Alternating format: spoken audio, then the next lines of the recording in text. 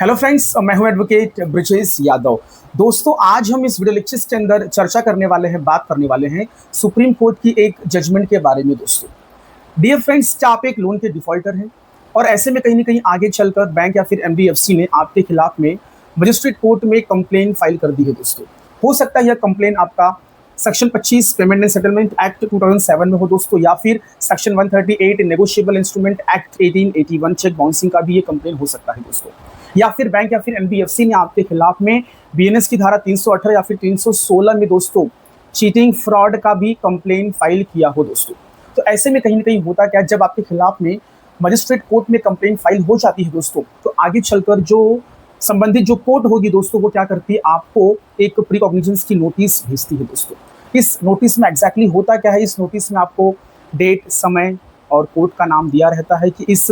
Date पर, इस समय पर आपको इस कोर्ट में हाजिर होकर आपको आपका जो भी पक्ष है, आपका जो भी डिफेंस है, आपका जो भी स्टेटमेंट है, वह आपको रखना है। यदि आपको ऐसा लग रहा है, आप लोन के डिफॉल्टर हैं, यदि आपको ऐसा लग रहा है कि आपके खिलाफ में ये जो कंप्लेन फाइल की गई है यह झूठी है, गलत है, फर्जी है, तो ऐसे में इस प्री कॉग्निजेंस की नोटिस के स्टेज पर जो भी डेट मेंशन, जो भी तारीख पड़ी है, उस तारीख पर जाकर आप अपना पक्ष, अपना डिफेंस, आपके जो भी स्टेटमेंट है, आपके जो भी सबूत हैं, ऐसा लग रहा है कि ये गलत है, ये फॉल्स है, ये फैब्रिकेटेड ये कंप्लेंट है, तो आप इसको इसी प्री कॉग्निजेंस की नोटिस के स्टेज पर ही आप इस कंप्लेन को आप खारिज और डिसमिस करवा सकते हो दोस्तों, एक अच्छा खासा बढ़िया एक आर्गुमेंट अपने वकील के माध्यम से करवाकर दोस्तों। सो डियर फ्रेंड्स, आज मैं आपके साथ में एक सुप्रीम कोर्ट की जजमेंट, एक सुप्रीम कोर्ट का एक निर्णय आपके साथ में दोस्तों शेयर करने वाला हूं, जो कि आपको ब्रह्मास्त्र का काम करेगा दोस्तों। जब आप इस प्री कॉग्निजेंस की नोटिस के स्टेज पर आप वहां पर पेश होके इस सुप्रीम कोर्ट की जजमेंट को वहां पर लगाकर आप काफी अच्छे से बढ़िया तरीके से यदि आप आर्गुमेंट और बहस अपने वकील के माध्यम से करवाते हैं दोस्तों, तो यकीन मानिए इस स्टेज पर आपका वो जो कंप्लेन एनबीएफसी ने जो आपके खिलाफ में जो कंप्लेन दर्ज करवाई है दोस्तों, चाहे वो सेक्शन 25 का हो, सेक्शन 138 का हो, या फिर बीएनएस की धारा 318 या फिर 316 में है दोस्तों, उस कंप्लेन को वहीं पर डिसमिस और खारिज कर दिया जाएगा मजिस्ट्रेट के साहब के द्वारा दोस्तों, यदि आप इस सुप्रीम कोर्ट की जजमेंट का उपयोग आप वहां पर करेंगे दोस्तों तब। लेकिन आमतौर पर यह देखा जाता है कि बहुत सारे लोगों के डिफॉल्टर्स जिनको ये प्री कॉग्निजेंस की नोटिस आती है, वो इस नोटिस को इग्नोर करते हैं और दिए गए तारीख पर, दिए गए समय पर और दिए गए जो भी कोर्ट, जो भी संबंधित जो कोर्ट है, वहां पर उपस्थित नहीं होते हैं दोस्तों, और इसको वो लाइटली में लेते हैं, हल्के में लेते हैं और इसको इग्नोर करते हैं दोस्तों। फिर आगे चलकर होता क्या है, उस लोन डिफॉल्टर, उस व्यक्ति के खिलाफ में दोस्तों समन्स जारी किए जाते हैं। उसके बाद फिर यदि वो उस तारीख पर भी नहीं जाता तो उस व्यक्ति के खिलाफ में वारंट, फिर आगे चलकर अरेस्ट वारंट भी इशू कर दिए जाते हैं दोस्तों।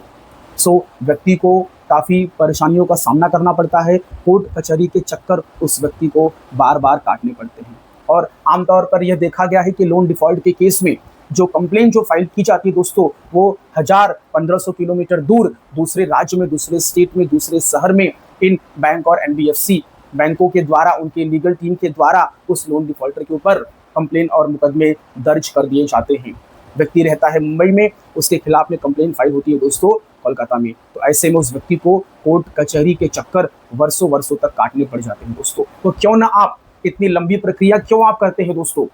आप क्यों ना प्री कॉग्निजेंस की नोटिस के स्टेज पर ही आप अच्छी खासी बहस और बढ़िया आर्गुमेंट अपने वकील के द्वारा करवाकर दोस्तों उस कंप्लेन को वहीं पर खारिज और डिसमिस करवा दे दोस्तों, इस सुप्रीम कोर्ट के निर्णय और जजमेंट का उपयोग करके दोस्तों। तो आज मैं आपके साथ में इसी जजमेंट के बारे में विस्तार में और डिटेल्ड में चर्चा करने वाला हूं दोस्तों। डियर फ्रेंड्स, इस जजमेंट का उपयोग आप तभी करेंगे जब आप बैंक और एनबीएफसी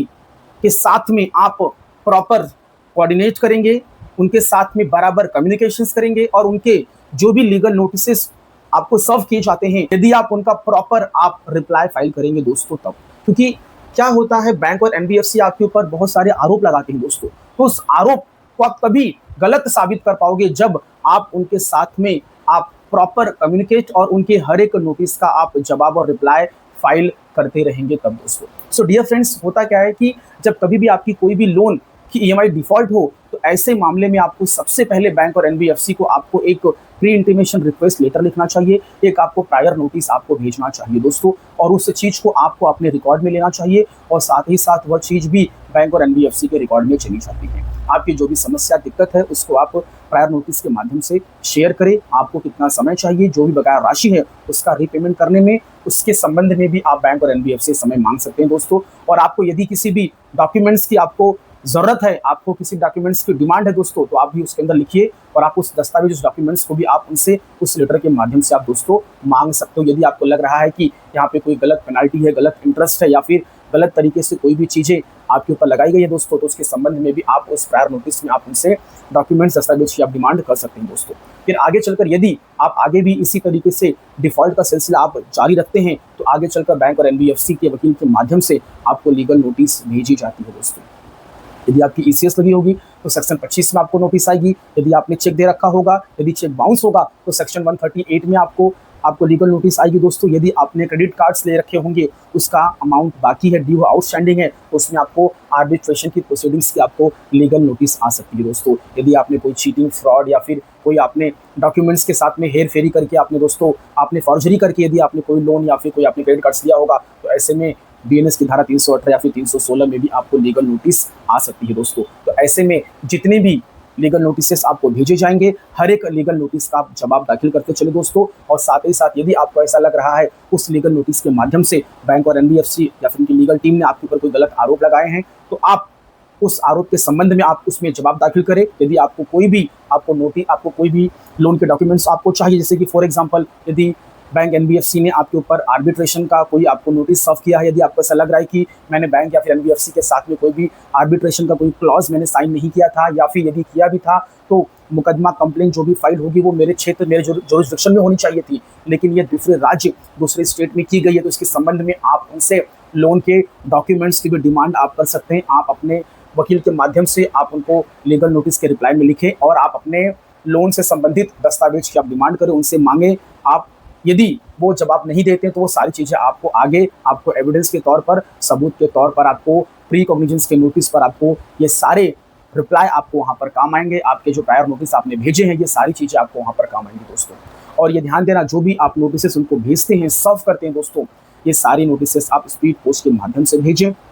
और साथ ही साथ आप डाक की रसीद, एक्नॉलेजमेंट कॉपी भी अपने पास रखें। और साथ ही साथ आप उस एक्नॉलेजमेंट रिसीट्स के ऊपर जो भी एक्नॉलेजमेंट नंबर है, उस एक्नॉलेजमेंट नंबर का यूज़ करके ऑनलाइन उसकी डिलीवरी की ट्रैकिंग रिपोर्ट भी आप निकाल के रखें दोस्तों, जिससे कि आपको पता चल सके कि क्या आपके जो रिप्लाई हैं, आपके जो लेटर, आपके जो प्रायर नोटिस हैं, आपके जो लीगल रिप्लाई हैं, क्या उनके वकील के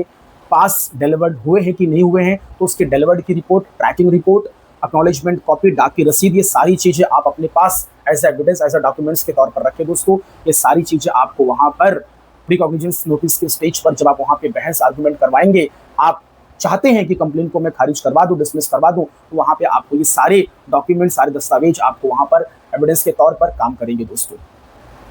सो डियर फ्रेंड्स, अब हम बात करने जा रहे हैं कि आप जो जजमेंट है, जो सुप्रीम कोर्ट का जो निर्णय है दोस्तों, उसका आप किस प्रकार से आप उपयोग कर सकते हैं। और उस जजमेंट के बारे में मैं यहाँ पर आपको संक्षिप्त में, शॉर्ट में और समरी टाइप में आपको मैं इस मामले के बारे में मैं आपको समझाने जा रहा हूं और किस प्रकार से यह मामला हमारे इस लोन डिफॉल्ट के केस से कनेक्टेड है और संबंधित है दोस्तों। सो आइए जरा समझते हैं मामला क्या था और मामले का शॉर्ट और समरी फैक्ट क्या था दोस्तों। यह जो मामला था दोस्तों चेक बाउंसिंग का दोस्तों, ठीक है। मामला था रेखा शरद उशीर वर्सेस सप्तशृंगी महिला नागरी सहकारी पत्र संस्था लिमिटेड दोस्तों। डियर फ्रेंड्स, इसकी क्रिमिनल अपील नंबर थी 724 ऑफ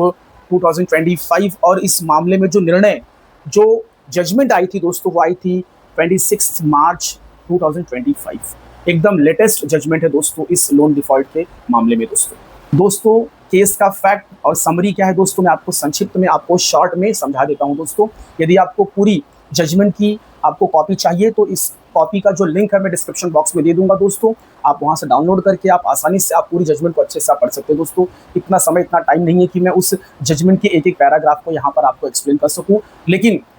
मैं इस जजमेंट का हमारे लोन डिफॉल्ट से क्या कनेक्शन है, मैं इसको आपको कोरिलेट करके आपको समझा दूंगा दोस्तों, ठीक। तो डियर फ्रेंड्स, मामला क्या था जरा समझते हैं। इसमें कैसा था कि जो लोन डिफॉल्टर थे दोस्तों, लोन डिफॉल्टर, ठीक है,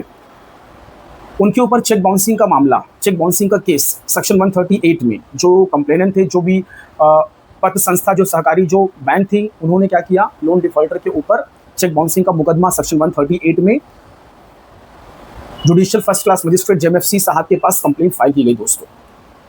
और डियर फ्रेंड, जब ये कंप्लेंट फाइल की गई तो इसमें क्या हुआ, कोर्ट के द्वारा इशू प्रोसेस करवाया गया। इशू प्रोसेस का मतलब क्या होता है दोस्तों, प्री कॉग्निजेंस की नोटिस, समन्स,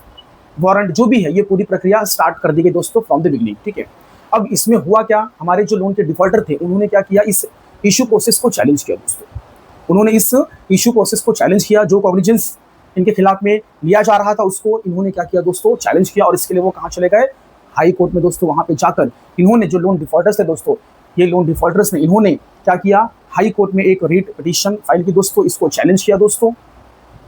और जब ये मामला हाई कोर्ट में पहुंचा तो हाई कोर्ट ने भी क्या किया, उनके इस अपील को, उनके इस चैलेंज को दोस्तों खारिज कर दिया और ये कहा कि यह ट्रायल कोर्ट का मामला है, ठीक है, हम इसको ट्रायल में देखेंगे जो भी है। तो उन्होंने इनकी इस अपील को, इस चैलेंज को एक्सेप्ट नहीं किया, इसको वहीं पर डिसमिस कर दिया दोस्तों। तो फिर इसके खिलाफ में जो लोन डिफॉल्टर है वो चले गए दोस्तों सुप्रीम कोर्ट। अब सुप्रीम कोर्ट में दोनों पक्षों के जो वकील थे, उन दोनों पक्षों के वकील के बीच में वहाँ पे दोस्तों आर्ग्यूमेंट हुआ, बहस हुआ। दोनों पक्षों ने अपनी अपनी बातों को सुप्रीम कोर्ट के समक्ष में रखा दोस्तों। अब डियर फ्रेंड्स, यहाँ पे हुआ क्या, लोन डिफॉल्टर के जो वकील थे, लोन डिफॉल्टर के वकील ने वहाँ पर अपना मुद्दा रखा, अपना पॉइंट रखा कि सर,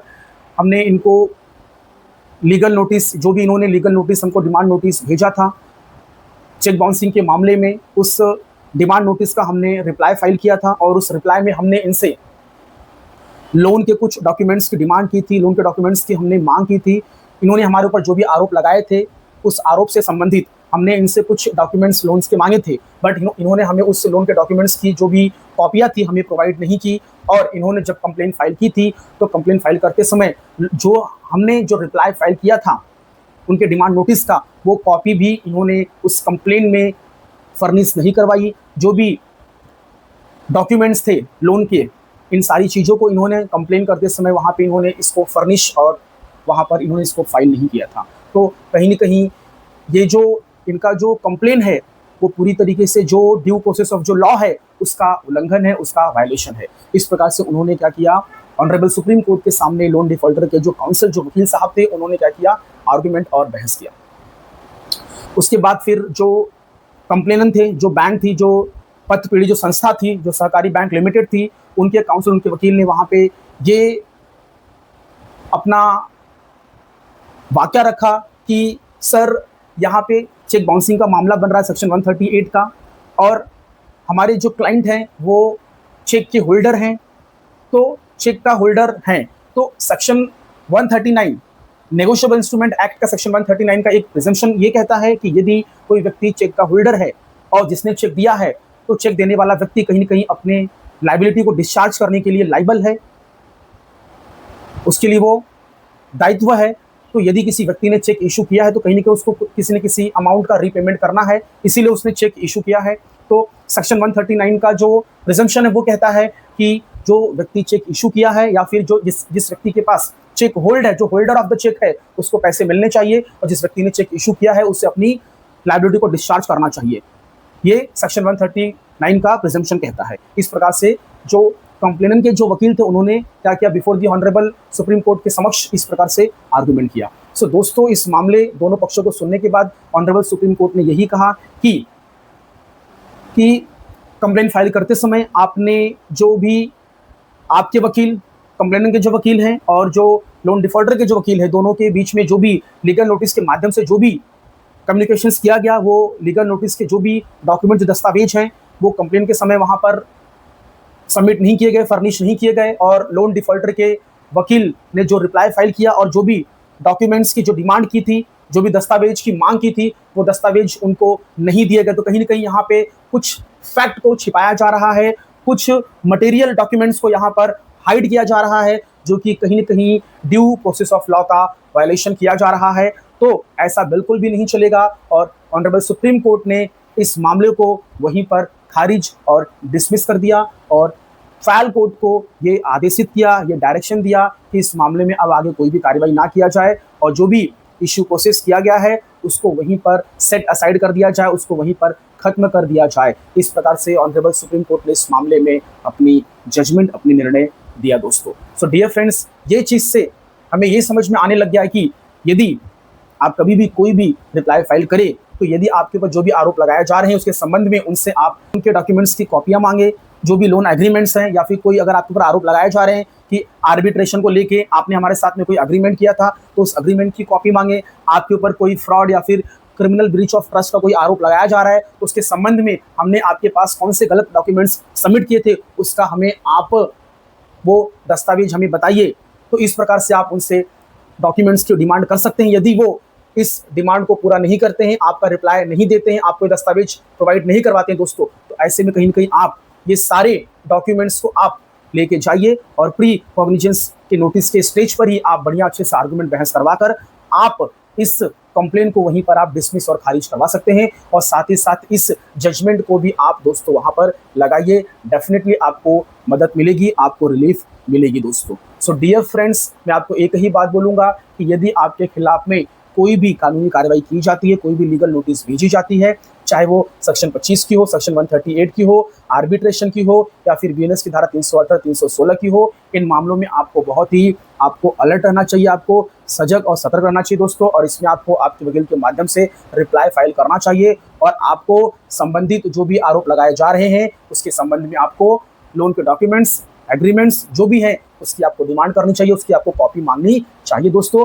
और आमतौर पर ये देखा गया है कि बैंक और एनबीएफसी आपके लीगल नोटिस का रिप्लाई नहीं देते हैं और आपने जो भी लोन के डॉक्यूमेंट्स की कॉपी आपने मांगी थी वो भी आपको देते नहीं है। और ये कहीं ना कहीं आपके लिए एक बहुत बड़ा आपके लिए एक सबूत, एक एविडेंस बन जाता है और इसी का आप उपयोग करके आप प्री कॉग्निजेंस की नोटिस पर अच्छा खासा आर्गुमेंट करवाकर आप कंप्लेन को डिसमिस, आप खारिज करवा सकते हैं दोस्तों। वहीं पर आपका कंप्लेन खत्म हो जाएगा और आप कोर्ट कचहरी से आप बच जाएंगे दोस्तों। सो डियर फ्रेंड्स, मेरा ये लेक्चर यहीं पे समाप्त होता है। आप लोगों ने इतना समय दिया, आप लोगों का बहुत बहुत धन्यवाद दोस्तों। यदि आपको मेरा ये वीडियो लेक्चर पसंद आया हो, अच्छा लगा हो दोस्तों, तो प्लीज़ आप